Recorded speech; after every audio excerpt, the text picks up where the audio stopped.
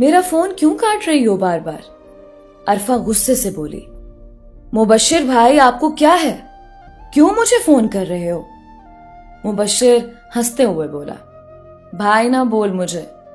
مبشر عرفہ کے چاچو کا بیٹا تھا۔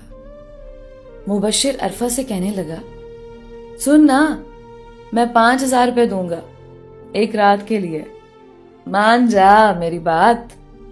عرفہ نے موبائل دیوار کے ساتھ مارا اور توڑ دیا۔ عرفہ بے بسی میں رونے لگی۔ جانتے ہو، ایک حادثے نے اسے بد کردار بنا دیا۔ نہ کسی سے محبت کی، نہ گھر سے بھاگی، نہ کسی کو چاہا، نہ کسی کے ساتھ کوئی گناہ کیا، پھر بھی وہ بد کردار ہو گئی تھی۔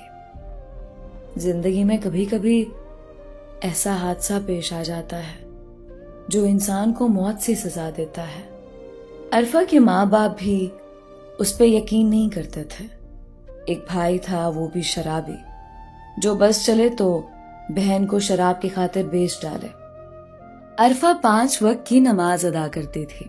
وہ اللہ کے سامنے رو رو کر موت مانگا کرتی تھی، اے اللہ میں تھک گئی ہوں، میری بھی کوئی زندگی ہے کیا بھلا؟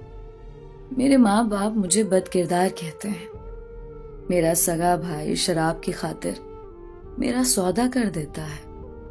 اللہ جی، ایسے زندگی سے بہتر ہے مجھے موت دے دو۔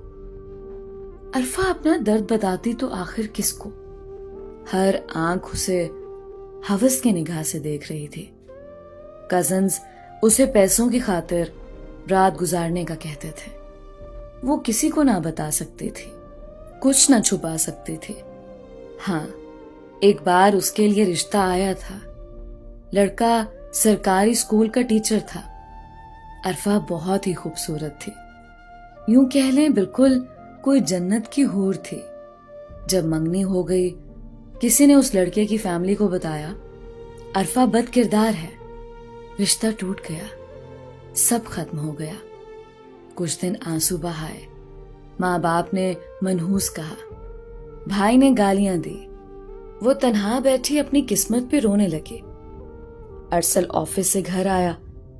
ہیرا، میں کچھ دن کے لیے کراچی جا رہا ہوں، شاید 5 دن کے بعد گھر آؤں۔ ہیرا کچھ نہ بولی۔ ارسل دوسرے دن چلا گیا، لیکن کسی وجہ سے اس کا جانا کینسل ہو گیا۔ ارسل گھر واپس آیا۔ رات کے 12 بج رہے تھے۔ گھر کی ایک چابی ارسل کے پاس تھی۔ گھر میں داخل ہوا۔ گھر میں یہ کس کی کار کھڑی ہے؟ ارسل حیران تھا۔ ہال میں داخل ہوا۔ سامنے ہیرا اور اس کا کزن ہاتھ میں ہاتھ ڈالے صوفے پہ بیٹھے ہوئے تھے۔ ہیرا کا سر اس کے کزن دانش کی گود میں تھا۔ وہ نیم برہنہ حالت میں تھے۔ ارسل کا دل پھٹ سا گیا۔ دل چاہا دونوں کو زندہ گاڑ دے۔ ہیرا کے منہ پہ تھپڑ مارا۔ ہیرا حیران تھی۔ ارسل، تم کیسے واپس آ گئے؟ تم تو کراچی۔ ارسل صوفے پہ بیٹھ گیا۔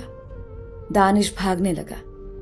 ارسل نے دانش کو گریبان سے پکڑا، زمین پہ گرا لیا۔ دانش، بھاگنے کی کوشش نہ کرنا، میں پاگل نہیں ہوں۔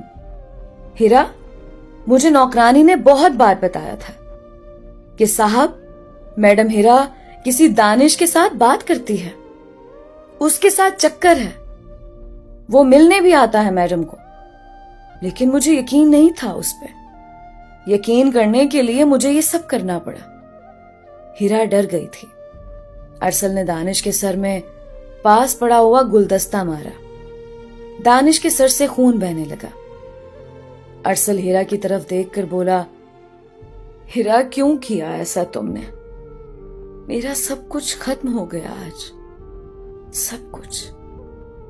دل چاہتا ہے تم دونوں کو قتل کر دو، سارے محلے کو اکٹھا کرتا ہوں، تم دونوں کو عبرت کا نشان بناتا ہوں میں۔